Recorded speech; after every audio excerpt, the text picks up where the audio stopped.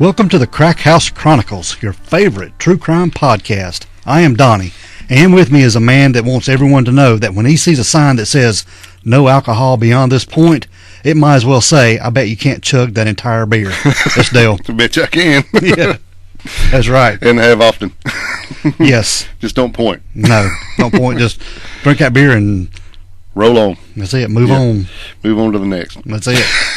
What's going on, What's going on with you? Yeah, same old, bro. That's it. Same old. Yeah, man. Back in the Crack House doing an episode. Man, big day. Happy. Yeah. I'm ready. Yeah, we got a good episode today. It's going to be good. Yeah. Yeah. You got any good shout-outs? Anything you want to talk about? Hey, look at that. Oh, man. Love that clap. Yeah, hey, you know what, that's coming. We have a brand new Apple podcast review. We have a 5-star review. 5-star. That's right. And this comes from Tosh.oc, and it says, 10 out of 10. Love this podcast and the way you guys present the cases. Telling everyone up here in North Dakota to subscribe. Man, that's awesome. Man, we really appreciate you. Thanks for taking the time to give us a little review there and the 5 stars, and thanks so much, even a little more, for spreading the word. Yes. We love the brotherhood and welcome to the family. Tell everybody in North Dakota about us. Yeah, tell them all. And pick up their phone and give them 5-star on their phone. Yeah, just show them how to do it. Yeah, show them how to do it. We certainly appreciate it. Yeah, seriously, we do really appreciate it. Thanks so much for taking the time to do that. It's awesome, and man, that's just why we do it. That's all you have to do is just get on Apple Podcasts, click that 5-star, write something in the box. We get a notification, and you will get a shout-out. That's right, guaranteed. Yep. And also, please, guys, check the store page pretty regular. That stuff goes on sale. You can get you a T-shirt, hoodie, mug, something cool to wear. Yeah. And it's on sale fairly regular. Yeah, a good bit of time, actually. Yeah. Especially now. I guess going into the Christmas holidays. Yeah. So, yeah. You Get something cool to wear, man. And it does help support the Crack House. It pays a few bills. It really does. Yeah. Other than that, we're going to get going this episode. All right, man. All right, Dale, we've covered a lot of cases, man, that we talk about suspects or persons of interest that law enforcement will call in to do a polygraph. Right. Yeah.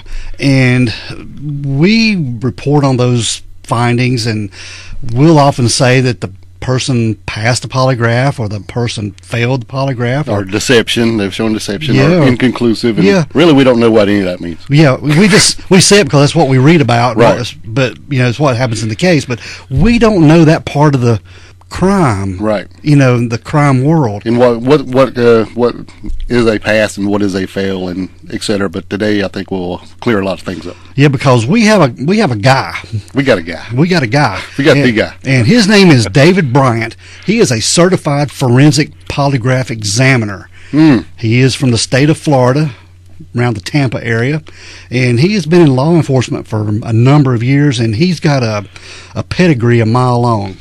Yeah, we could read that out, but then we wouldn't have him on the show. That's right. We just read that out. But we are so happy to have him on the show. He's going to answer a lot of questions we have about polygraph. And tell us a lot of stuff we don't know. Yeah. Hopefully. Yeah. We're excited about this. So. Oh, I'm just thrilled. Oh, yeah. Well, we've talked about this all day. But we want to welcome David Bryant to the show. Welcome to the show, David. Thank you. Thank you for having me. I hope I can answer your questions and provide some enlightenment as to polygraph, because it really is an interesting combination of art and science that's quite useful in the forensic community. Well, we're glad to have you on the show. Heck yeah. First, before we get going, tell us a little bit about you and your background. I told a little bit, but you know more about you than we do, so you tell us about you. Don't lie to us. Well, sure. Like everybody in polygraph, I kind of fell into it backwards. I don't think anybody ever sets out in life to become a polygraph examiner. Most of us come from a background of either military intelligence or from law enforcement as a police detective, and that's where I came from. I started out as a uniform patrol officer, ended up excelling in working undercover narcotics investigations, and was an instructor at the police academy, had a good career. And along the way, kind of learned more and more about sex crimes and addiction issues and drugs and such. And that led me to interview and interrogation school, which is kind of a prerequisite for polygraph school. And then towards the end of my career, a psychologist friend of mine came to me one day and said, "Hey, are you certified to do polygraph exams?" I said, "No, I've never been to polygraph school." I had to take one, of course, for security clearance. and for applicant screening when I became a police officer. But other than that, I really knew nothing about it. And just what everybody else knows from Hollywood on polygraph, of course, which is mostly bad information. So he was doing dealing with sex offenders on a post-conviction basis who were on probation, and as a condition of their probation, they were required to submit to polygraph exams to verify that they're telling the truth to both their probation officer and to their therapist. And so it's a great program to keep sex offenders contained. And he said, with your background, you would really be ideal for this kind of gig. And I said, I should look into that. So I did. And I went to polygraph school, and I ended up starting my own private business at the same time I was working for the police department. I made sure there was no conflict of interest. I didn't take any criminal cases in my jurisdiction. But doing post-conviction sex offenders for Department of Corrections on probation cases, and I retired from the police department 3 years ago, and now I do private cases, so I work for a variety of private attorneys, insurance companies, and I even take some of those domestics from people who want to know if their spouse cheated on them and stuff like that. Wow. So we do a wide variety of stuff now. Wow. Yeah. Not just criminals, but everything. Yeah. Not just criminals anymore. No, I do applicant screening is part of what I do, and I contract out to a couple of different police departments that can't afford a full-time polygraph examiner to do applicant screening, because it really is a great tool to help a background investigation get some traction and find out things that, frankly, you're never going to find out in a background investigation. Some of the information that I can get from a polygraph exam is stuff that you would never get from doing a background investigation. You're just not going to get it because the information is known only to the subject, and he's not going to give it up unless he figures a way for you to find it. And polygraph is a way to find stuff that is being concealed. Well, tell us exactly what is a polygraph. Okay, well, that's a great question. That's a great place to start. Yeah, exactly. Polygraph comes from Latin, of course. Poly means many, graph means writings, and that's what we're getting with a polygraph instrument. And it is a machine. There is no such thing, first off, as a lie detector machine. That technology doesn't exist and never will, in my opinion, because lies are much more complicated than people think. It's a deep psychological process. And there's a lot of reasons why we tell lies as human beings. Some of them are necessary. Lying is an important part of human interaction, so it's part of who we are. If you say, "How you doing today?" I say, "Great, how are you?" and we continue on with business. I don't give you the whole rundown of, I'm kind of constipated, I haven't had a good bowel movement in the past 3 days. You don't want to hear all that. We just get on with business. I say it's fine. So some lies are socially acceptable lies that we tell. And it's important to do that. But polygraph is measuring psychological process or it's actually what it's measuring is physiological responses that are based on psychological processes. So specifically what I'm measuring with a polygraph, the channels that I'm using, I use several channels. I have a pneumograph that is going to record breathing, inhalation, exhalation ratios, and changes in breathing patterns. I'll use a sphygmomanometer, which is simply a blood pressure cuff. Mm-hmm. And on that channel, I'm going to be looking at mean blood pressure level, pulse rate, and blood volume changes. Then I'll use electrodes that can either be on the plates on the fingertips or electrodes on the palm of the hand. You can put them on their feet, but I don't like to mess with people's feet. I usually just stick with the hand. Yeah, exactly. And that measures electrodermal reactions on the surface of your skin. It's affected by sweat glands. Right? Then we use a plethysmograph, and that's basically it's a little light that shines through your finger. It's looking at blood flow to the extremities. And then, of course, we use a motion sensor. That's usually a pad that the person sits on during the test. That channel does not detect deception. It's simply a quality control measure to make sure the person is sitting still throughout the exam. So all of that data is collected continuously while a series of questions are being asked. And here's one of the first points that Hollywood always gets wrong. All of the questions on every polygraph exam, and it doesn't matter whether it's did you cheat on your spouse, or did you murder that man, or did you start that fire, all the questions on the test are always reviewed in advance, word for word, before any polygraph testing begins. All right? So Hollywood likes to show interrogation mixed with polygraph. And it's true that polygraph examiners, first and foremost, are interrogators. Interrogation is what I do. And of course, as soon as I use the word interrogation, people often conjure up images about torturing people and stuff. And we don't torture people. First off, it's illegal, it's unethical, it's immoral. But from a scientific standpoint, it's ineffective. If you hurt me, I'll say whatever I think you want me to say so you don't hurt me anymore. It's not necessarily going to be the truth. So torture is not what we do. Modern interrogation is more like salesmanship. It's about overcoming someone's objections, building bridges to build relationships, getting the person to cross the bridge, closing the deal. It's really just like selling a car. You're trying to appeal to this person to obtain information and to get them to see it your way, understand what they're saying, address their needs, and then come to a conclusion that you can mutually agree upon. So that's what interrogation is. So when we do interrogate before a polygraph exam, we damn sure interrogate after a polygraph exam if somebody fails. But during the test, we're scientists. We're simply gathering physiological data, and we need that data to be pristine, which means we ask the same questions several times because we have to have consistency, and we ask the same questions over and over again to make sure we have enough quantity and enough quality of data that we can then evaluate at the end of the test to determine the person is either deceptive or they're truthful. So it's not like in Hollywood where they just ask one question one time and give a little thumbs up or thumbs down or a magic green light or red light on the instrument. It doesn't work that way.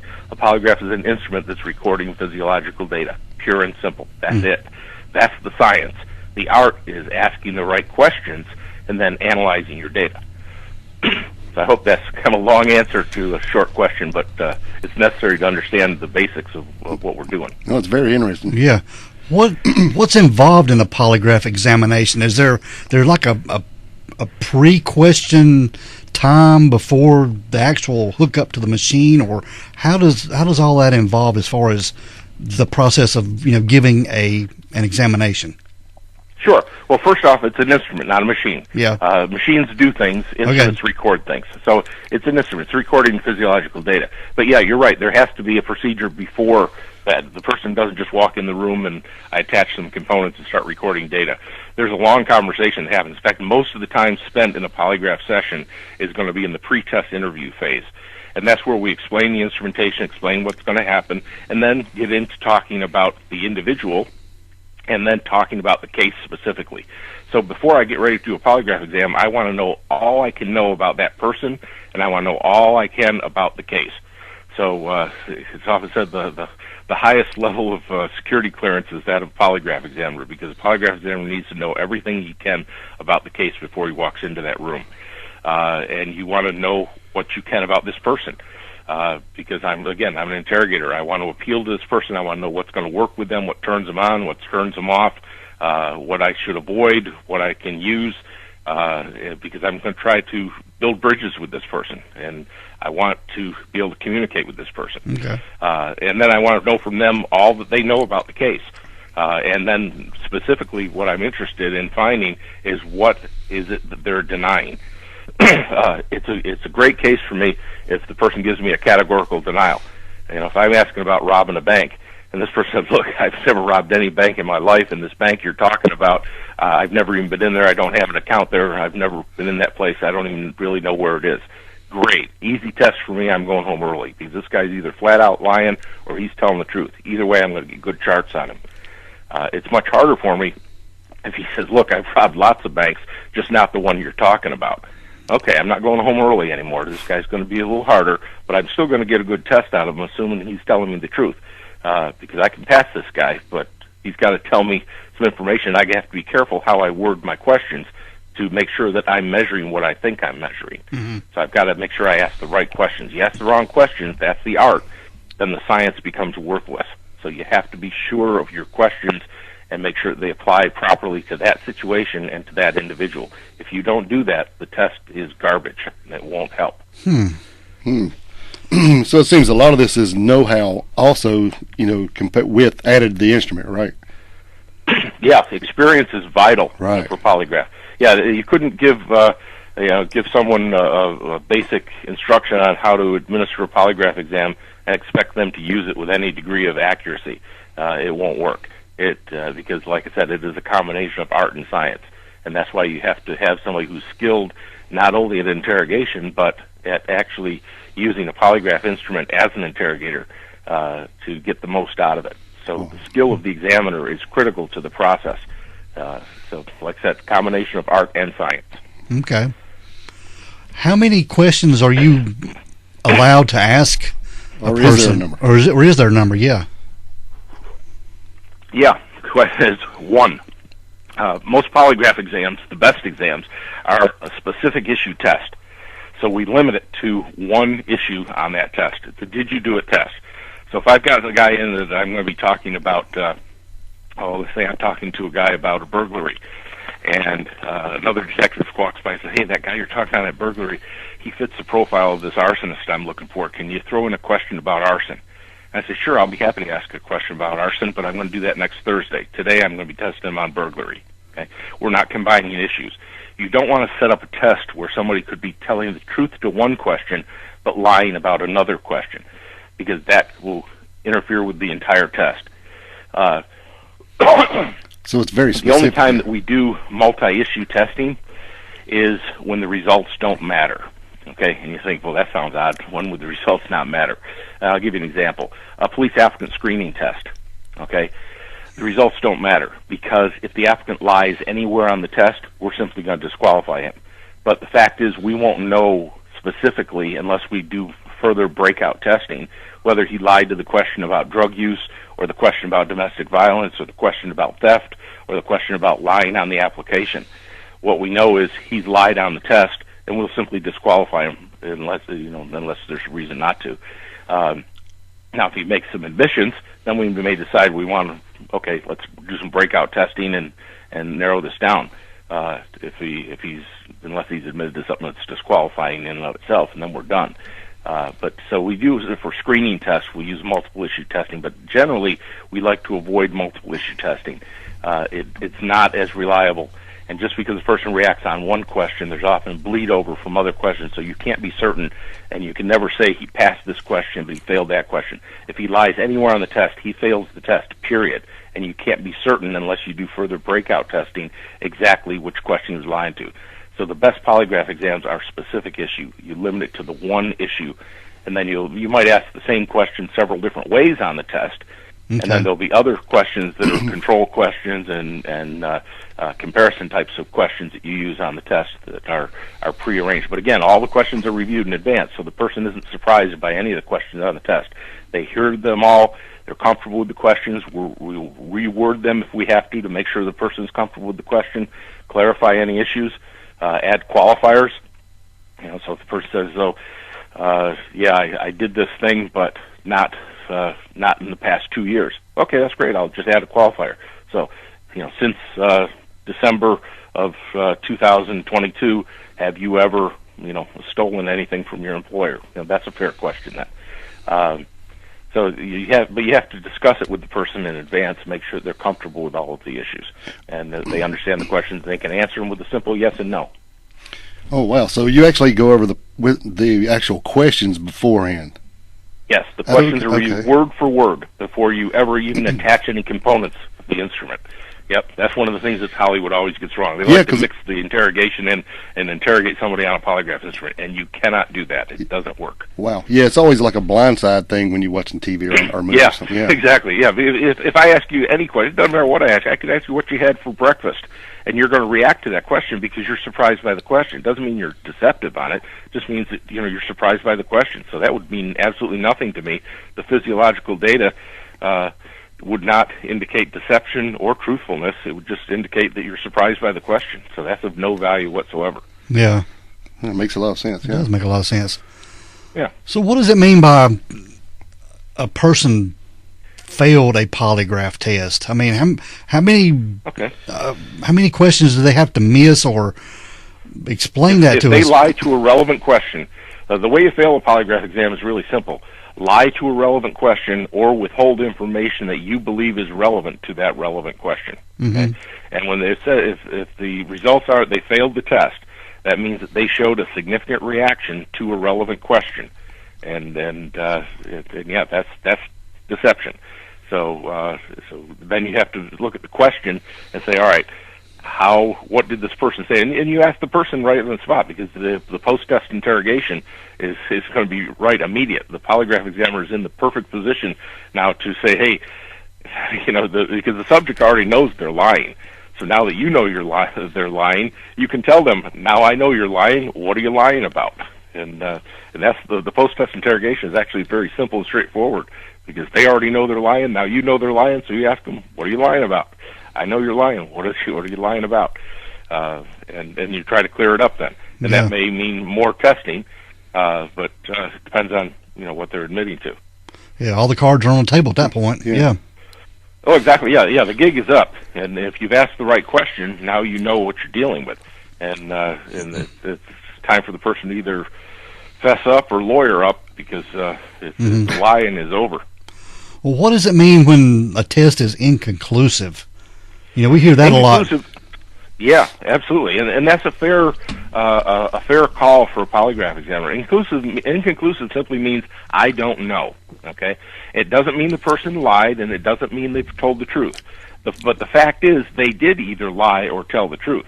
But as an examiner, when you're inconclusive, it simply means that you don't know. You either don't have enough data to score, or the quality of your data is too poor to come to a conclusion. So much like a medical exam. If I go to my doctor and I've got something growing out of the side of my neck, well, it's either cancer or it's not. So they do a little biopsy. The biopsy comes back, it'll say you have cancer, you don't have cancer. But sometimes it comes back as inconclusive, which means they don't know. I still either have cancer or I don't, but they don't know. So then the question is, do we do another biopsy to see if we can figure it out? Or do we say, you know what, whatever it is, it's kind of ugly, let's go ahead and take it off, and we'll send the whole thing to the lab and let them look at it more there and decide whether or not you need chemotherapy. But either got to go, let's just take it. So yeah, that's what inconclusive means. Inconclusive just means I don't know. Okay. That makes sense to me then. Yeah. So sometimes you just run extra charts and you'll get what you need. But sometimes, you've just had a bad question, or the subject isn't fit to be tested, and he's just going to be inconclusive. So when you do one of these, what is like the time frame? How long does it usually take, or is there a specific? I mean, does some go really long and some don't, like you said before? Some do go longer than others. Usually, when I schedule a test, I schedule a 2-hour time block. I'm certainly going to use 90 minutes of that. But whether I need more, where I get it done a little faster, it depends on the individual and how extensive an interrogation there's going to be. In cases, let me see if I can fix that. I think I was running out of battery on the phone, so now it should be okay. Okay. Sorry, let me go back and answer that question a little better for you. You'd asked about. We talked about inconclusives. What was your next question? The time limit, or your time? The time of the test. Yeah.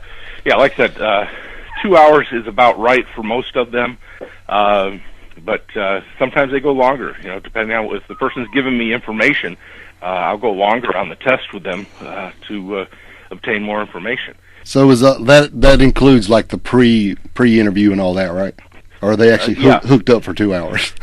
No, they're not actually on a polygraph instrument recording data for 2 hours. No, actually, that time is fairly limited. That time is usually only about maybe 20 minutes to gather the physiological data. Most of the time, like I said, it's spent in the pretest phase. When we do the pretest, you're going over all the material with the person and talking to them about how the test works and what's going to happen during the test and all. Yeah. I don't know, the one thing that gets me about polygraph is, Bill and I were talking about this earlier today. If I'm hooked up to an instrument and I'm being asked, did I steal that money? The first thing that's going to come into my mind is I stole a crayon from Billy in kindergarten, and and that's going to be on my mind. Yep, absolutely, and that's okay. That's perfectly normal. Everybody has anxiety about taking a polygraph. Yeah. Everybody's nervous about taking a polygraph. That's one of the concerns people have. If I'm nervous, I'm going to fail. Not true. That's a myth. Everybody's nervous that takes a polygraph exam. Innocent people and guilty people are both nervous about the exam. So that's where the questions have to come in. So if I'm going to ask you questions about something about theft, I'm not going to ask you, did you ever steal anything? That's not a fair question. I got it. Of course you have. I'm going to be very specific. In fact, I had a case once involving a bank theft where there was some embezzlement from a teller, and we were looking for, I don't know what it was, $80,000 or something, and this teller had failed her first polygraph exam, and so they were looking at her, but she didn't fit the rest of the case very well, and then I got called in to do a follow-up on it, and so then I talked to her about it, and she admitted to me that what she had done was she had taken $40 from the bank one day because she needed gas for her car, and was able to put it back successfully after that, and nobody ever caught her for it. So she stole $40 from the bank and she put it back. All right, well, that's against bank policy. Mm-hmm. But as far as being the embezzler we're looking for, she's not the person. She was innocent. But so we had to clarify that issue with her to get her to pass the test. That I don't care about the $40. I'm interested in $80,000. Did you take any part of that? No, she's good. So that's where you have to be specific with the question. So if you're taking a polygraph exam, you want to talk about anything that you think is relevant to the question. So if you're being questioned about embezzling money from the bank, and rather than, have you ever embezzled money from the bank, might be better to say, hey, wait, I did take $40 once. Is that what you're talking about? No, of course that's not what we're talking about. So then we'll make a better question now and say, did you take any of that $80,000? Or have you embezzled any money from the bank in the past month? There's a way that we can qualify the question and make a better question if we have more information. So if you're taking the test, you want the polygraph examiner to have any information that you think is relevant to that question. Otherwise, you're going to sabotage your test. And so you don't want to do that. You want to talk about it. And the examiner, of course, needs to make sure that he knows the right information to ask the right question. So I'll give you another quick story if you want. Sure. Okay. So we got a guy who's accused of robbing a bank. It was not just a robbery, it's robbery homicide. The teller gets shot. Okay. So if he comes in and says, look, I don't know anything about this. All right, great. Completely innocent guy, categorical denial. If I were to ask him, did you rob the bank? Did you shoot the teller? All right. He ends up going deceptive on my charts, and I say, okay, we got our guy here. He's the shooter. You could even take my charts for quality control to another examiner. He'd look at him and say, yep, that's absolute deception. He's lying. But the pictures come back from the bank. It's not him. Nobody in the bank can identify this guy. We get fingerprints from the suspect in the bank, and they don't match his. So what's going on? We got a problem here. All right. Well, come to find out, this guy's the getaway driver. Okay. Oh. He wasn't in the bank. His buddies was the one that robbed the bank. His buddy shot the teller. They get in the car, they split up, catch the driver, but they don't catch the other guy. All right. So he's sitting there taking a polygraph exam. With hearing those questions, he's thinking, oh, cool. I'm nervous about this test, but I'm feeling better now. They're just going to ask me, did I shoot the teller? Did I rob the bank? No, I did not. Cool. I'm telling the truth. I can pass. No, you won't. You're going to fail every time because you're withholding information that you know is relevant to that question. So he legitimately fails that test. The science works perfectly. He's deceptive. He fails the test. What fails in that scenario is the art. If I ask a question like that, that's a terrible question to ask somebody who's denied a bank robbery because it doesn't leave open the option for some limited involvement, which in his case there is limited involvement. He's the getaway driver. Now, one or two things can happen. He could either tell me up front, hey, look, I didn't shoot the teller, I'm just the getaway driver, in which case I'll ask a better question. I'll tie my questions to specific behaviors that he's denying. So I might ask him, did you go in that bank and give the teller a note demanding money? Did you point a gun at that teller and squeeze the trigger? All right? These are very specific behaviors that he's denying, and he'll be able to pass that test. All right? Or the other way it can go is he maintains his complete denial. No, I don't know anything about it. Lie, lie, lie. In which case, the question I might ask him is, do you know for certain who robbed that bank? Because the only way you know for certain is it was you were there, you saw the person, or somebody told you that they did it. Otherwise, you don't know for certain. Okay, if you're innocent, you know nothing about this, then you don't know for certain. But if you're involved, you do know for certain. Now, when he fails that question, I don't go back and tell the other detectives, hey, we got our shooter. I say, this guy is lying. He is withholding information. He is involved in this crime in some significant way because he's showing reaction to that question. He's not telling the truth. All right, now we can interrogate him and say, hey, look, we know you're lying. What did you have to do with this bank robbery? Because we know you're involved. What are you not telling us? Okay, so you've got to ask the right question. That's where I got to where I told you originally. It's a combination of art and science. The science is straightforward. You're gathering physiological data. The art is asking the right question. If you ask the wrong question, you can make a mess of an investigation. So you have to ask the proper questions. And depending on what the subject tells you, you can ask a better question or a worse question. But if you ask the wrong question, you can mess up a test. Wow. Yeah. So really knowing what you're doing in all this pre-interview stuff is really almost as important as actual machine time. Oh, absolutely. Sorry, instrument time. I apologize. Yeah, yeah, you're getting the lingo. Yeah, get it right. Yeah, absolutely. It's critical to the process. Yeah, if you screw it up in the beginning, you can't bail it out with the technology later. It doesn't work that way. You have to have the art proper in order for the science to work for you. Very interesting. That is interesting. Wow. See, I didn't know all that stuff. Yeah, I know. No, of course not. Hollywood doesn't teach it that way. No, They teach it like it's just this magic box that you throw up there, and a red light comes on if they're lying, a green light if they're telling the truth, and then you ask your next question, and it'll do the same thing again, and it's like a magic Ouija board for policemen. Yeah, that's what it's made like on TV anyway. Yeah. Yeah, we wish we had that, but no, that, like I said, that technology just doesn't exist. Yeah, I remember I was telling Dale today. I remember watching a old TV show with F. Lee Bailey, Lie Detector. I don't know if you remember that TV show or not.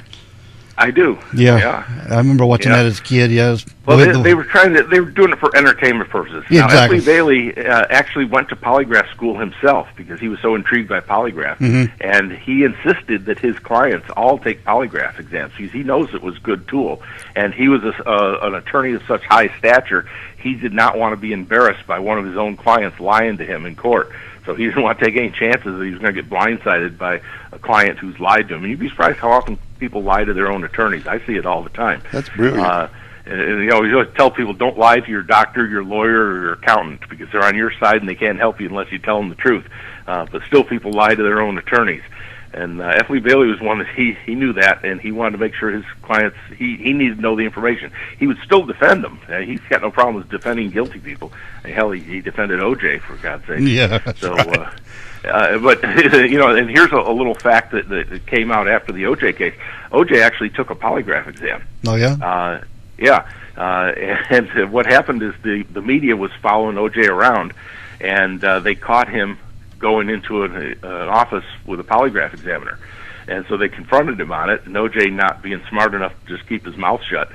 When they said, well, did you take a polygraph exam?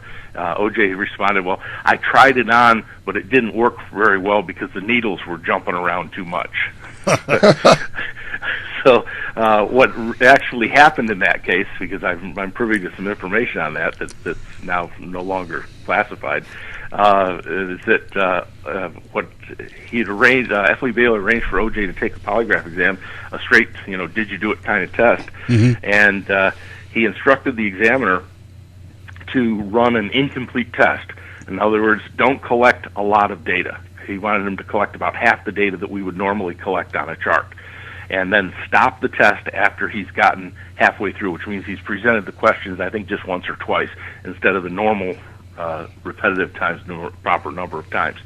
And after that abbreviated test, he said, give him a break and call me. So the examiner did exactly what he was paid to do. He ran the chart just up to a certain point and then called F. Lee Bailey, and F. Lee Bailey said, take the chart that you have right now and score it out and tell me what you got. And F. Lee Bailey's in the polygraph examiner, so he understands scoring of charts. Right. And the chart was clearly going in the deceptive direction. There was no doubt about it that if we completed this test, it would score out as a deceptive exam. And at that point, F. Lee Bailey said, stop the exam. We are done. Go no further. And this is an inconclusive test because it was not completed. And the examiner agreed. Yeah, I don't have enough data. I haven't collected very a amount of data to score this, so I can't write it. This is a failed exam. It's an inconclusive test. So that's why O.J. was able to say, yeah, I tried it on, but it didn't work for me. But there were no needles involved in that test. There were no pens on that. It was a modern computer polygraph instrument, and the subject cannot see the the charts during the test anyway. So OJ would not have known anything about what his charts looked like. He would have never seen them. So that was ridiculous for OJ to assert that. Good Lord. But a lot of people believe, also one of the common beliefs is the old analog instruments. Hollywood loves them. That's the ones with the paper coming out the side and the pens scratching around on the surface. Those are antiques. We haven't used those in over 20 years. Today, everything is computerized, and it's a laptop computer with a bunch of accessories and attachments that go on. But it's a laptop computer screen is what you're looking at during the test. It's no longer pen and ink and paper rolling out the side of the chart and all that. Sure, it's a lot more convenient. Yeah. Yeah, they're much more reliable. There's things you can do on them. You can amplify signals. You can enhance, your data. It's so much better. I kind of like it in agriculture. If I wanted to plow a field, I could use a horse and a plow, but I'd rather have a tractor. And a computerized polygraph instrument is a tractor compared to an analog horse and plow. So we don't go backwards in technology. We go forward. And computerized polygraph is so much better than the old analog instruments. Well, explain to us about, we're talking about OJ in court and all that stuff. How much is we've always heard the myth that polygraph results aren't admissible in court. Is that true? And explain that to us a little bit. Yeah, generally they're not. Now, that being said, I've testified as an expert witness in polygraph cases in court, in both state and federal court on polygraph. So it does get admitted in certain circumstances, but generally it doesn't, and nor should it, in my opinion, because it is a combination of art and science. And we don't want to reduce trials to my polygraph expert versus your polygraph expert, and then we're going to argue about charts and how we scored them. Polygraph is better used as an investigative tool, and it's used all the time in decisions about an investigation and decisions about how to prosecute a case. But those are all in negotiations before court. As actually presenting it as a piece of evidence, it's a standalone piece of evidence. No, generally you don't use it that way, and most of the time it would not receive any admissibility for that, nor should it. So when somebody says it's not admissible, what they really say is there's no blanket admissibility for polygraph, and nor should there be. Okay. But it comes in by stipulation all the time. It's certainly used even in court for he said, she said situations. We get it brought in that way. But most of the time these are done pre-trial and sometimes post-conviction, like for sex offenders. They're given polygraphs as a condition of probation. They've already been sentenced, and now they're given polygraphs that are court-ordered polygraphs to make sure they're not lying to their therapist or probation, so they can keep them on the right track and monitor them. So yeah, it is used in legal things all the time, but it doesn't get blanket admissibility as a piece of evidence. But I can tell you, if you look at the court decisions on what does, where our accuracy is, nobody is as good as DNA. DNA is kind of the gold standard, but even they are 99.999 percentile, but they're not 100%. They're very good. Fingerprints, if you've got enough points on a fingerprint, you can get way up into that 99th percentile. We're somewhere around 85 to 95% accuracy, which places us less reliable than DNA and fingerprints, but actually more reliable than eyewitness testimony, ballistics, and impressions. That's really good. So we're those things are down in the 50, 60, and 70 percentile, and we're over 80%. So we're much better than ballistics. Wow. But yet ballistics gets admitted routinely, and polygraph doesn't. So that might not be fair either. But I'm not one that thinks that we should have trial by polygraph. We're not that good yet. There is an error rate, and that's part of the process. Yeah. So what we try to use instead of polygraph is the person's admissions. And the admissions, and I've been in cases before where I've testified as to what the person said, but I'm not allowed to talk about the polygraph exam because that's not part of that could be prejudicial towards the jury. But his statement to me absolutely can be admitted. He told me this during interrogation. Here's what he said he did. Okay, that's absolutely admissible. Okay. So that's the way you use proper polygraph. It's part of the interrogation. Yeah. So you're just using a piece of it for the testimony then. I'm kind of using the results. Yeah. I used the polygraph was the tool that got me to confront him in the interrogation, and his admission in the interrogation is what's going to get used later on. And frankly, most of those don't get used in trials, because if the person admits to the crime, they're usually going to take a plea deal, and there's not going to be a trial. Like when I do sex offenders, people who molest kids, my motivation there is to spare a child from having to testify. Yeah. To spare this issue from going to court, because when you go to court, it's a roll of the dice. You don't know what's going to happen. The jury might buy what he's saying, or they might not. But if I get a confession out of him, the trial's probably over. That's just a question of what the sentence is going to be now, because if he admits to it, we avoid that whole possibility of getting this person found not guilty, or the case disappearing, or the witness is not testifying well, or the jury not buying what he had to say, or who knows what can happen. Trials are always a roll of the dice. But confessions, that's a sure thing, and then you don't have a trial. So it saves the taxpayers a lot of money, and it keeps the victim from having to testify, which is something that I'm always interested in having done. Yeah, definitely. Yeah, definitely. Man, this is really neat stuff, man. It really is. Yeah. So what is the big difference between, say, a criminal investigation and a job app screening as far as what you do on your questions and stuff? You mean a criminal-specific exam and an applicant screening test? Correct. Oh, okay, sure. I'm sure it's a big difference. The difference is what I know. In a criminal test, I know what I'm looking for. I'm looking for a murderer, I'm looking for an arsonist, I'm looking for an embezzler, I'm looking for a thief, or whatever. On a applicant screening test, I have no idea what I'm looking for. It's a blind fishing expedition. So I've got to cover all the likely areas, and I'm going to be asking for information from this person. So I'm going to go over with them all the things that I'm interested in. So like for a police applicant, I'm interested in, did he lie on his application? Has he lied about his work history? Has he lied about any disqualifiers? Like, is he, the right age, not a convicted felon, a U.S. citizen, all that kind of stuff. But then I also want the character issues. I want to know about, have you ever been fired from a job that you haven't talked about? I want to know about illegal drug use. I want to know about your credit history. I want to know about things you've stolen from work. I want to know about any crimes you've committed that were undetected. And typically, you'll get silly stuff, things that aren't disqualifying. Like, okay, I stole beer out of my neighbor's refrigerator in his garage when I was 16, and we drank beer and skipped school one day. Okay, fine. What else? I smoked marijuana. Okay, when was the last time? How many times total? Okay, great. We'll move on from that. What else? I shoplifted a candy bar. Okay, how old were you? Well, I was 12. Okay, anything since then? No. You ever stolen anything from an employer? Well, yeah, I took stationery from the office. I took pens and paper. Okay, total how much? Okay, $50. Great. Anything else? Ever stolen any cash? Ever stolen anybody's ID? So I'm asking a whole variety of questions, and then I'll reduce them down to the things that I'm interested in on the polygraph, and then run charts on those issues. And if I can clear him, if he passes all those hurdles, then I know that he's given me information that's complete and accurate, and then somebody else can decide, yeah, we can live with that, or no, we're going to disqualify him for that. So I've had people admit to felonies.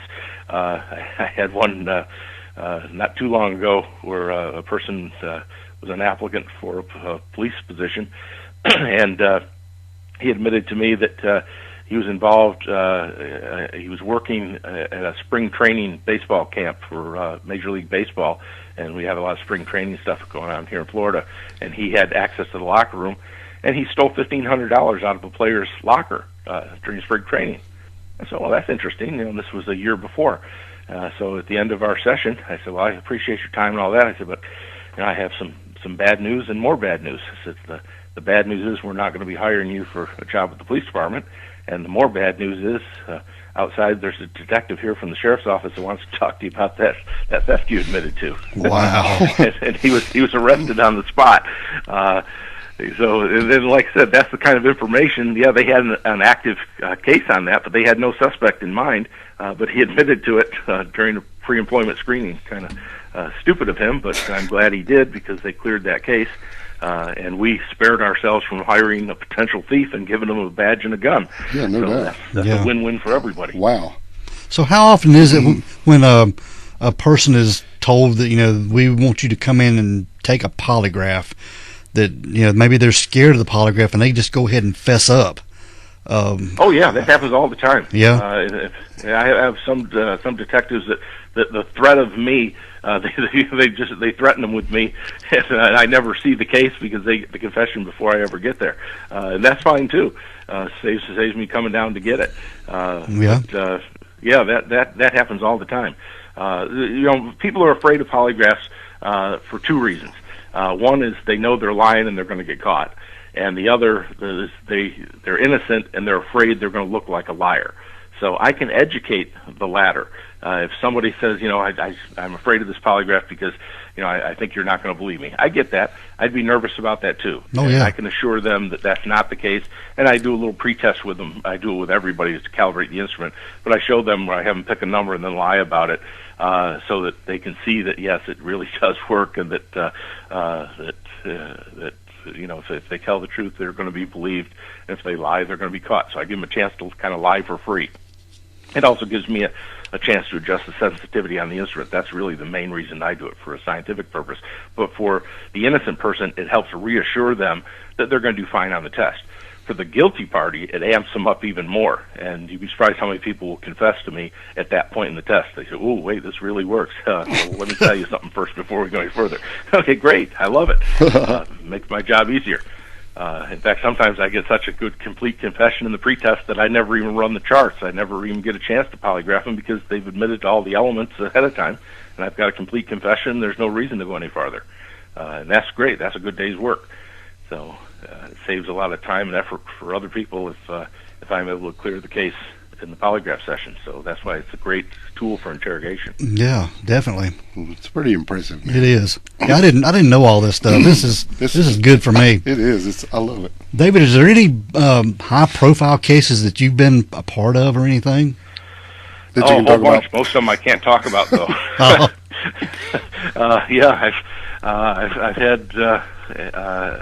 had a whole bunch that I can't talk about. I'm trying to think of some good ones that I can talk about. I did one. Here's one I can talk about that was for a foreign country, and as long as I don't mention the country, it'd be okay. I got a call to go to a country in the Caribbean.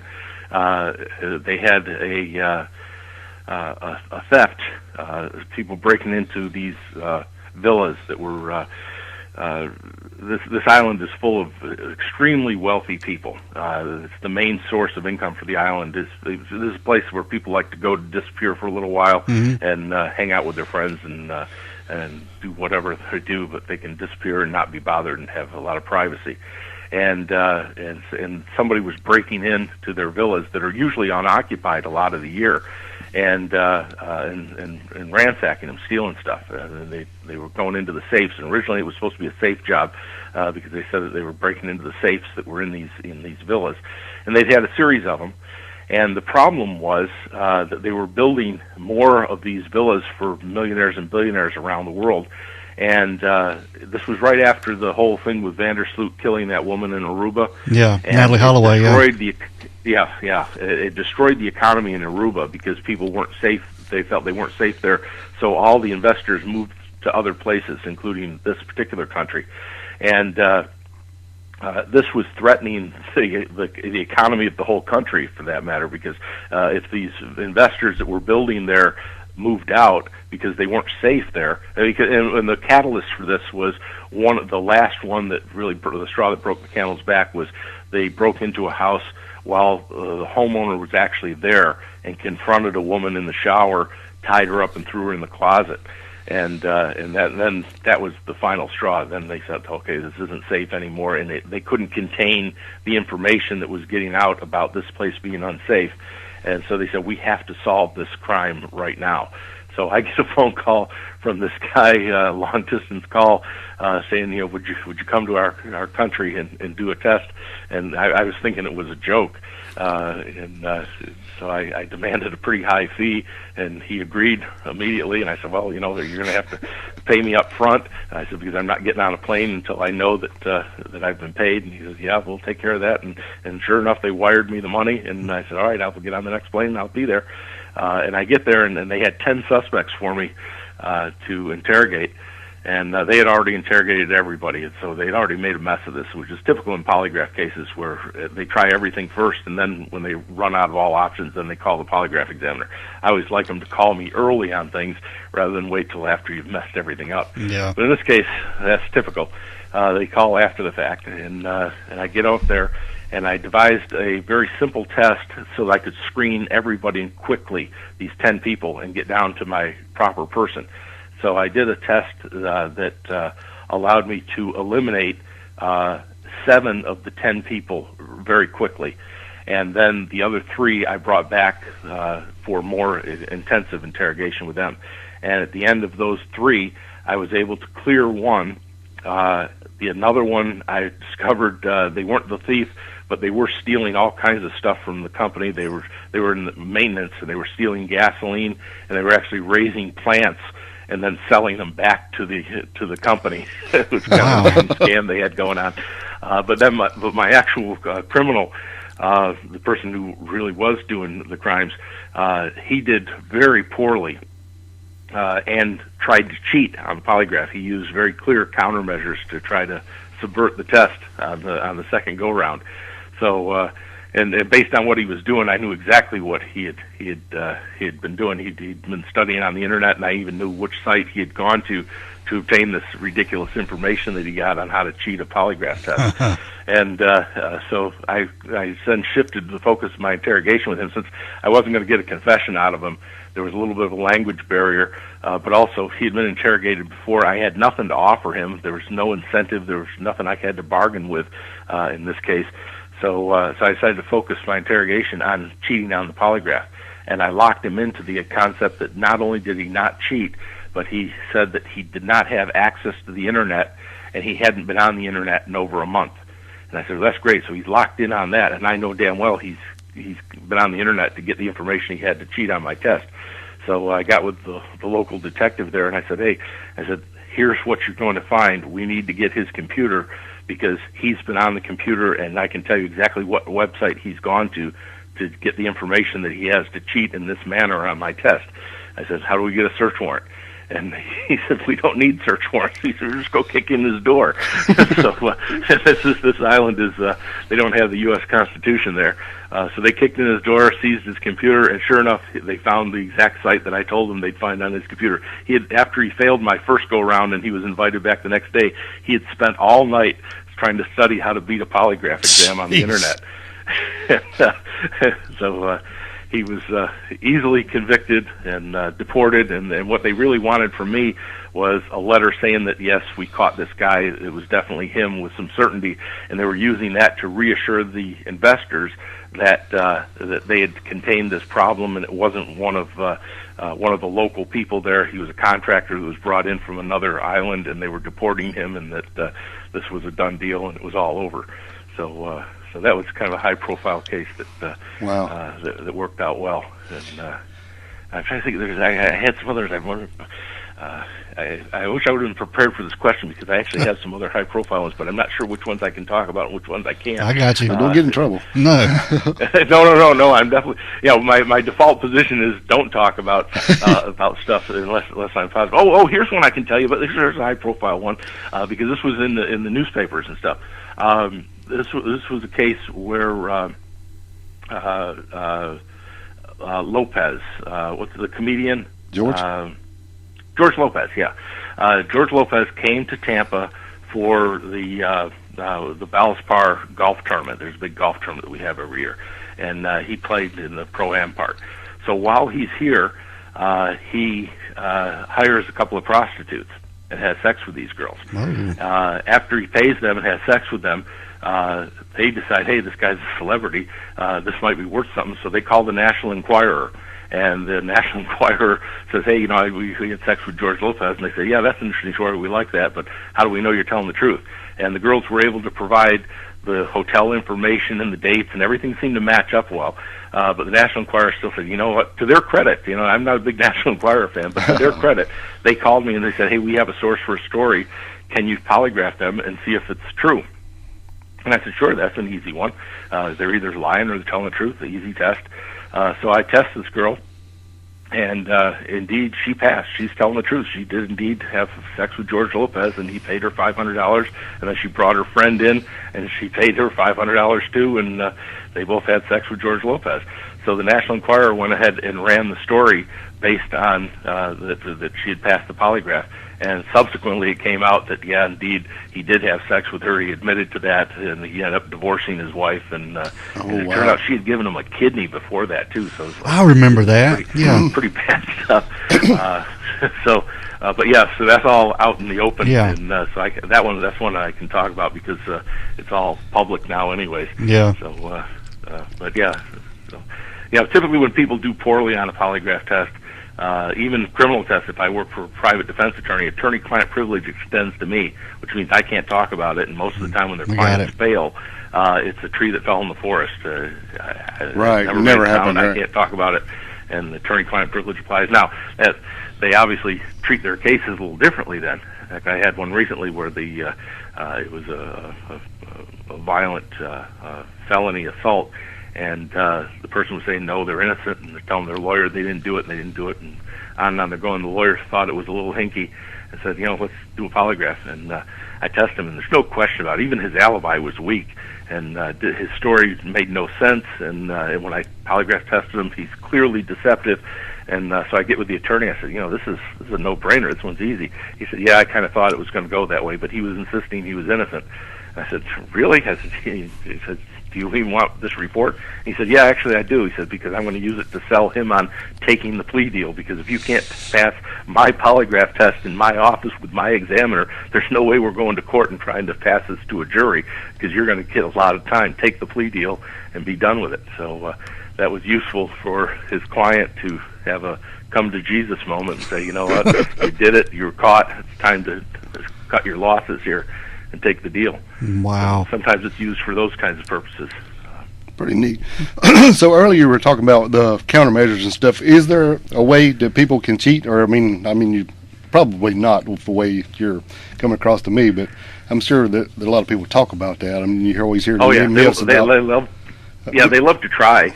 I think it's kind of funny most of the time because they're usually just such crude countermeasures that are just obvious. And of course, the fastest way to fail a polygraph exam, or any exam for that matter, is to cheat on it. If you're taking a test in school and they catch you cheating, they don't say, okay, we caught you, now that's a break even, or we'll let you pass. No, you're cheating, you fail. That's it, you're expelled, you're done. And so it makes my life really easy when somebody tries to cheat on a polygraph exam, because now I know the only reason you're cheating on a polygraph exam is because you're lying, and that's what I wanted to find out in the first place, so we can get right to the fun part and go right to the interrogation now. So no, they try to, and people believe all kinds of stupid stuff that Hollywood tells them, putting a tack in your shoe, or all this other nonsense. No, none of that works. That looks like you're in pain. And drugs. We used to worry about that a lot. The federal government was obsessed about it, that people could take drugs. Spies and stuff could infiltrate government agencies if they took drugs and beat the polygraph. So they did a lot of research on this, and it come to find out it doesn't work. The amount of drugs that you need to take just to get inconclusive on a polygraph exam makes you so obvious that you're in a stupor that nobody would test you in the first place. So, if the person can't walk into the room without assistance and sit in the chair without falling asleep, you got to make sure you have somebody who's fit to be tested. That's right. If they're out of it, you wouldn't test them in the first place. You said, no, there's something wrong with this person, I'm not testing them. But even at that, all it would result in is the person would be inconclusive on the test. If you did test them, it isn't going to cause an innocent person to pass or a guilty person to fail. It's just going to cause your inconclusive rate to go up. So, because you can't turn a drug on and off when you want to tell the truth and tell a lie. And most polygraph exams have known truth and known lie mixed into the test just for that reason, for quality control. So I'll have known truth questions. I might ask you, is this the month of December? Just a simple known truth question so I can see what it looks like when I absolutely know you're telling the truth. Or I might use a known lie question to ask you, have you ever violated a minor traffic law? And I want you to answer no to that question. So now I've set you up to lie on a question, and now I can see what it looks like when you're telling a lie. So there's a lot of different techniques we use for different situations, but that's a very common one that we'll use known truth and known lie questions mixed into a test. Wow. Yeah, I'm blown away. I'm loving this. Yeah, this is good stuff. Well, good. I'm glad I could educate, entertain, and inform and enlighten people a little bit about what we do and what we can do, what we can't do. Yeah, because we've covered a lot of. We just do mostly cases, murder, Sure. serial killers, Missing people. Yeah, missing people and stuff. But this is like a first for us going in this direction as far as learning more about, fighting crime and what people do to, like what you do. And this is what we wanted to incorporate into our show a little bit. Good. Well, it is a great tool for interrogation. It's one of the forensic tools that we use. Mm-hmm. It's a very misunderstood tool. And one of the things we can't test people. What we're not good at is we can't. I'm not a psychic. I don't predict the future. I can't test on emotions. Intent is a tough area for me because sometimes intent is the whole key to the thing. Is did the person intend to do that? And that's always a tough one for me because sometimes I can test on intent, but sometimes I can't. It depends on how I can define it. Because did somebody knowingly do something? If we can establish that they were aware, that's fine. But if you can't establish that, you really can't test on something that somebody should have been aware of. Mm-hmm. So that becomes a dicey issue. But as far as actual behaviors and testing, did you do it? Did you act in this manner? That I can test on. But I can't predict the future. Will you always be faithful to your husband in the future? I can't test somebody on that. I'm not a psychic. I can't help you with that. But have you done it in the past? Yeah, that I can help you with. So, earlier you were talking about advances in tech, like coming from the analog machine to instrument and what you're doing now. What do you think about the CVSA or the ID tech stuff that they're talking about? CVSA is a joke. CVSA is computerized voice stress analysis. And where this comes from, if you'll indulge me for about 5 minutes here, I'll give you the whole story. You can edit out to the boring parts, I guess. This actually came out of the time when polygraph used analog instruments, the big clunky instrument with the paper coming out the side, stuff like that. Right. And during the era in Vietnam, is actually where this came from, they said, hey, we capture an enemy and we want to interrogate him, we want to get valuable information and intelligence, but by the time we take him back somewhere to be interrogated and get a polygraph exam done, the information will be stale. So, time is important here. If we had a way of doing it faster, it'd be much more valuable to us. So they said, what could we do that would be as good as polygraph, but much faster and more efficient to use? So the government spent a bunch of money on research. Well, at the same time that this happened, they were also doing research with audio stuff, and somebody was looking at some of these what they call microtremors that occur in the voice. And the microtremors that occur in a voice that you can pull out of a recording will identify someone, much like a fingerprint would identify someone. Okay, so you can take this fingerprint off a table and say, this came from me, but it could not have come from you or anyone else in this room. It had to come from this person.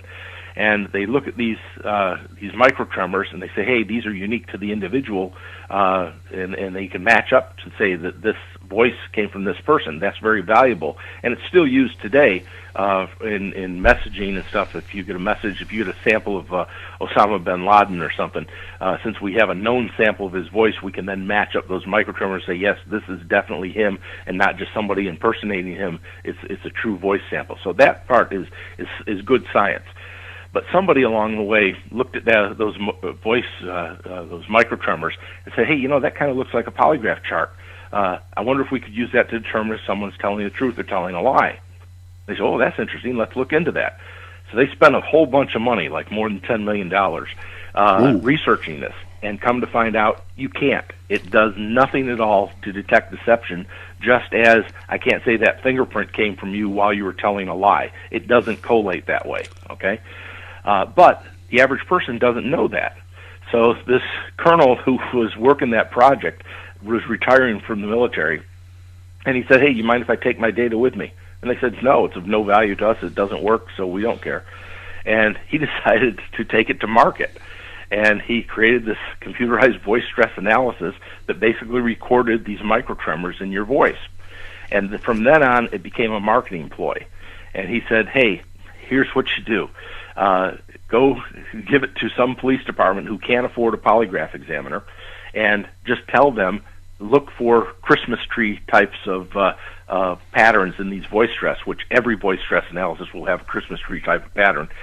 And if you see a Christmas tree pattern, interrogate, because the person's lying to you. Well, the vast majority of people that we arrest as criminal suspects are in fact guilty. We don't pick people at random off the street and charge them with crimes. There's a reason why this person's in custody. So the majority of them are indeed guilty. And when you interrogate guilty people, some guilty people will confess. That just happens naturally. Well, now you have this little tool that you've convinced them that this is a magic instrument that has determined they're telling a lie. And upon hearing that, some guilty people will say, okay, you caught me, I did it. But it's an interrogation trick. The tool did absolutely nothing. It just made funny little pictures. So they mimic the setting of a polygraph, ask questions, even ask control questions and all kinds of other nonsense, basically to sell it to the individual taking the test that this is science, and then hope they get a confession out of the person.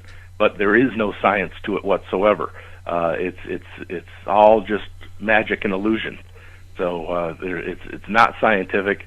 It's just an interrogation trick, a very expensive interrogation trick, but just a trick to convince somebody that you've done something that you believe that they believe that you know they're lying, and then they might confess to you. So it's stupid. It shouldn't be used. It's unethical, I think, to use it on for police applicants. Although there are some departments, even here in Florida, that use computerized voice stress analysis for applicant screening. And I think it's unethical, and it's foolish, because if the person knows any better, they say, hey, great, this is going to be easy. I can tell them whatever I want because they're not going to know the difference. And some applicants that are undesirable applicants will look for an agency that doesn't do proper polygraph to try to get on the job because they're keeping a secret that would disqualify them if it was revealed. So that's a problem as far as I'm concerned. So if you're an agency that's going to use an interrogation trick like that, at least don't get fooled by your own nonsense and know that you're using a trick. But the groups that sell CVSA, they don't let you in on the joke. They don't say this is a scam. They just tell you look for little Christmas trees and interrogate, and so you'll interrogate everybody. But you shouldn't be making any case decisions based on a CVSA. It's got less reliability than astrology charts.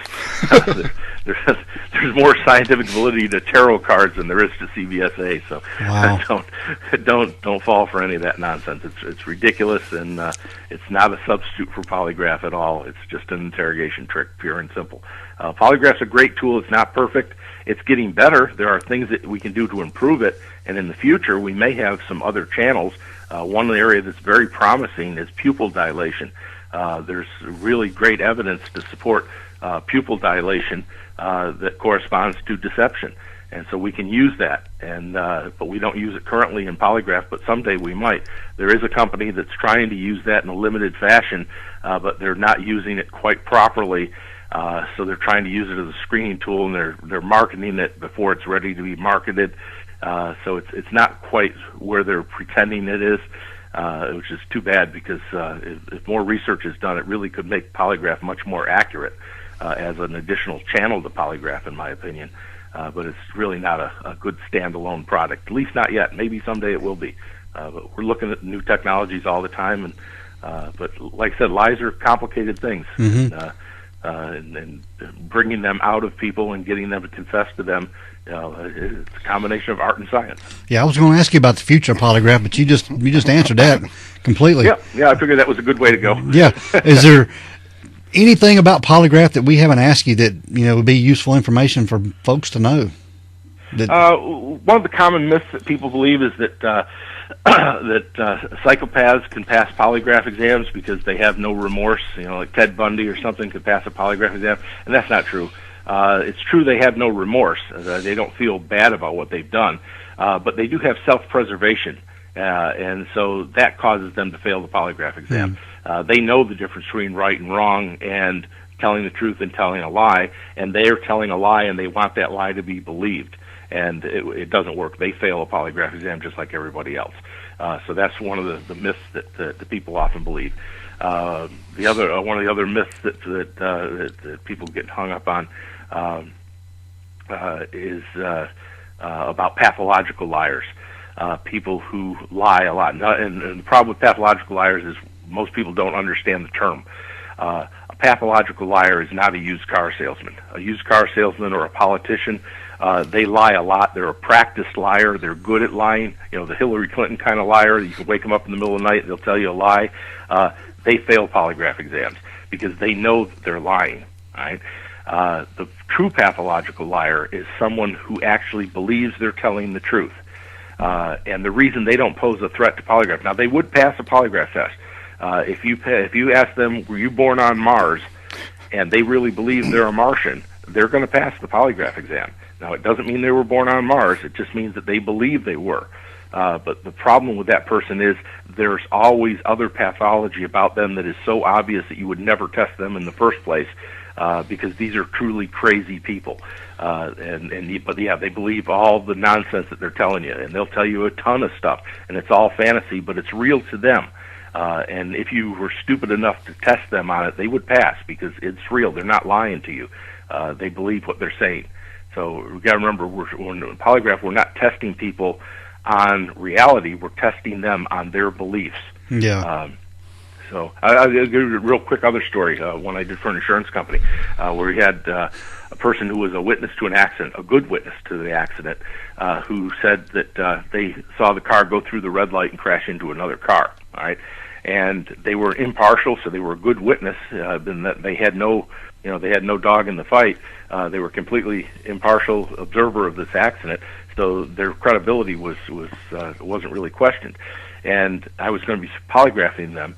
And before I did the polygraph, I went over the case facts with them, and I talked to them about it, and I listened to them. As an interrogator, we need to be good at listening to people. And here's the story they told me, and see if you pick this out right away, because about half of your audience will.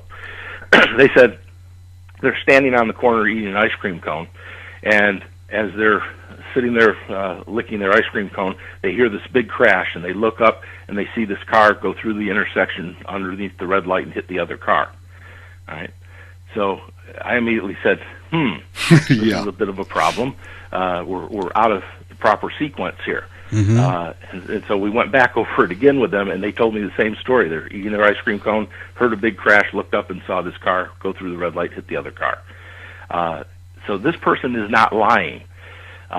They really believe that they saw a car go through a red light and hit another car. But the fact is they didn't. They're not a witness at all. They heard the crash. They're present during the crash. They heard the crash. And when they looked up, they saw that the light was red. But they didn't see the car go through the red light. And the fact is they don't know what color the light was when the car went through it, because the crash already occurred by the time they looked at the light. So they don't know what color the light was. And once I went over that with them again, they said, oh, you're right, I don't know. And yet before that, they'd given depositions swearing that they saw the car go through the red light. But they're not lying. They're doing something that human beings do naturally. This is why magic works, because the magician can fool us into making assumptions based on our prior experience. And for this person, when they hear a crash and they look up and they see a red light, they put together what happened. Yes, that car went through the red light and hit that other car. That's a logical progression of what happened. But the fact is, lights change quickly, and we don't know what color the light was when the guy went through it, because that's what's pertinent to the case, not what color the light was afterwards. We know the light turned red afterwards, but what color was it when we went through it? We don't know. And that person doesn't know either, because they heard the crash first. Right. But that's not a lie, because that's a normal human thing to put things in a logical order. And it's important to understand that before you start calling people liars, that they're not just making a normal human mistake on something. And that's why it's important to go over the issue with them and hear what they're saying to you, because sometimes the truth just comes out in the way people word things. Which leads me to another point on other technologies that we use, because as an interrogator, polygraph isn't my only tool. There's other tools in my toolbox. Polygraph is my best tool by far, but if I don't have polygraph, I can use kinesic interviewing techniques, which is the body language stuff. I can use statement analysis, which is a wonderful tool, very powerful. The way people use words, One more quick polygraph story. This wasn't my case, but it's a great case that you're probably familiar, especially up where you are. That's the Susan Smith case in South Carolina, right? You guys are probably real familiar with that one. Yeah, we covered her case, actually. Yeah. Okay, so do you know about the polygraph on her? We may have, but you can refresh us. No, go ahead. Okay, that's part of the case file. The way that case was solved is through good detective work with statement analysis and a polygraph. And what had happened is, because remember, she's on TV saying their kids are lost. They were abducted, and everybody in the world is looking for that SUV with the kids in it. And God help you if you happen to be driving around in an SUV of that type. You were getting pulled out and stretched out on the pavement, and everybody in the country is looking for this SUV because she's on CNN crying, saying, "Hey, help me find my lost kids." So the detectives start talking to her, and one of them was trained in statement analysis. And they start talking to her about the kids and, how everything went down. And they go over her story a whole bunch of times. And so then in between, they say, let's give us a little background information about your kids. Tell us a little more about things. And one of the statements that she made, the one that jumped out, she said about her son, she says, he loved his teddy bear. Okay? In the past tense. That's a problem. Yeah. Okay? Loved. He loved his teddy bear. Remember, this is a mom who's looking for her missing kids. Her love and kids, now she's talking about him in the past tense. Yeah. That's not something that a mother who's looking for her missing kids would do. She would say he loves his teddy bear. She would have hope that he's alive. When she talked about him in the past tense, he's dead. That's a big clue. All right? Now, do you say, stand up, put your hands behind your back, you're under arrest for murder? No, not at all. It's just a clue. You put it in your back pocket. You save it for later, okay? You see if she'll do it some more with other things, okay? But now they know this is a homicide case. The kids we were looking for are dead, okay? But they give her a polygraph exam. And the first polygraph exam they gave her was just traditional, did you do a test? She fails the test, no question, but she sticks to her story. She says, I failed because I was nervous. Okay, no, nonsense. But nevertheless, as long as she's being cooperative, and she is being cooperative because she's trying to play the victim here, they'll keep working with her. So they say, you know what, maybe you did fail that test because you were nervous. We'll give you a different test here so you won't be so nervous on. This test will be really simple. Because now what the detectives know is she's lying, she's involved in the case, she's killed the kids. So what is it that only she as a guilty person would know? Which is where the kids at, where the bodies are at. So they took a big map of South Carolina and they drew it into 4 quadrants. And the test questions were simple. They said, do you know for certain that your kids are in zone 1 of this map? Do you know for certain they're in zone 2, zone 3, zone 4? And she just answered no, no, no. Okay? Well, she failed on zone 2. So how they know their kids are in zone 2? So they play again. Take zone 2, cut up into 4 quadrants and say, do you know for certain they're in zone 1 of this map? Zone 2, zone 3, no 4. No, no, no, she says. They play this game with her 3 times, and as every time they play the game, that lake is getting bigger and bigger because the maps are getting more and more precise. And after 3 times, she realized what was up, and she gave it up and said they're in the lake. Oh, wow. That's how that case was solved. Through good detective work, good statement analysis, and good use of polygraph. Yeah. So, it's brilliant. I don't know if you were aware of how that all went down. No, we weren't aware of that at all. That was a polygraph case. Yep, that was definitely polygraph is what solved that, and it was good use of polygraph with a well-trained examiner who knew to use what's called the searching peak attention test. It's a very basic exam that we do where we have information that is known only to a guilty party. And it's kind of like the game of Clue, Colonel Mustard in the library with the candlestick. Mm-hmm. You just narrow it down. So, yeah, that's good use of polygraph. And a good, well-trained examiner can apply his skill to those situations and his interrogation skills to know what questions to ask and how to use it to have a proper resolution. Now, the kids were already dead, so there's no happy ending there. But at least we got her and got her convicted as well. She deserves to be, and I think she's still in prison in South Carolina and will be for many years to come. I think she's up for parole next year, 2024. Probably, but I suspect she'll be one that'll probably get rejected. Yeah. Sometimes the parole system gets it right, and especially on a high-profile case, nobody wants to be on the commission and said, "Yeah, we're going to let Susan Smith go early." Yeah, right. She's had a lot of problems in prison. No doubt. Yeah, I'm not surprised. Yeah. Well, David. Yeah, but she flat out murdered those kids. Yeah. Mm. Well, David, we certainly appreciate you being on our show. This was very enlightening to us. I loved it. Yeah. Well, you're welcome. I hope your listeners will find it enjoyable and, like I said, information, entertainment, and so they can understand how this works and what we can do and how polygraph can be a good forensic tool if you do it properly. You got to do it right. Yeah. You've done a great job explaining to it and just showing us that basically it's just to be important as the examiner is the technology to me. You just got to be knowing what you're doing and how to ask questions and what questions to ask. Well, thank you. I'm glad I was informative. I hope I lived up to your expectations. Oh yeah, surpassed. We maybe call you back again. Yeah. Well, call me back anytime. I'm happy to answer questions. As you see, I'm more than happy to talk about what I do and how I do it. We're all kind of egomaniacs, I guess. If you do this business long enough, you have to be overwhelmed with self-confidence. Otherwise, you can't do this stuff. You got to have a certain amount of charisma and confidence to be an interrogator. Yes. I'll get this put together, and it'll drop on all of our podcast platforms Monday morning. So I'll send you. Okay, yeah, I'll look forward to hearing how it comes out and how it sounds in the final cut there. Yeah, it'll turn out great. Good. Well, David, you have a good night, man. We certainly appreciate you doing this. Yeah, thanks so much for taking time out to talk to us. We really appreciate it. Yeah, we do. You're very welcome. It was a pleasure talking to you. All right, have a good night. All right, good night. All right, bye-bye. Bye-bye. All right, Dale. Again, we want to thank David Bryant. Wow. Polygraph Examiner extraordinaire. Extraordinaire. Yeah. Oh, man, I loved it. Yeah, he was very informative, and, man, I learned a lot. I did, too. I learned a lot because I was like, wow, I was sitting here picking my jaw up over and over because I'm like, this is so cool to know all this and how to go about doing it. And it just brings a lot more to, especially when we do other cases or new cases when they say they've taken a polygraph. Because I don't want to call it lie detector because that's not what it is. And it's an instrument. Yes. It's not a machine. You know all about that. Yeah, I got scolded. Yeah. But really, it was really cool of him taking his time to come out and do this. And I don't know, it's just really cool to do stuff like that. And I'd like to do more stuff like that in the future, actually. Yeah, we wanted to do something a little bit different. Hope you guys dug it as much as we did. Yeah. Yeah, we want to do something a little bit different and stay in our true crime.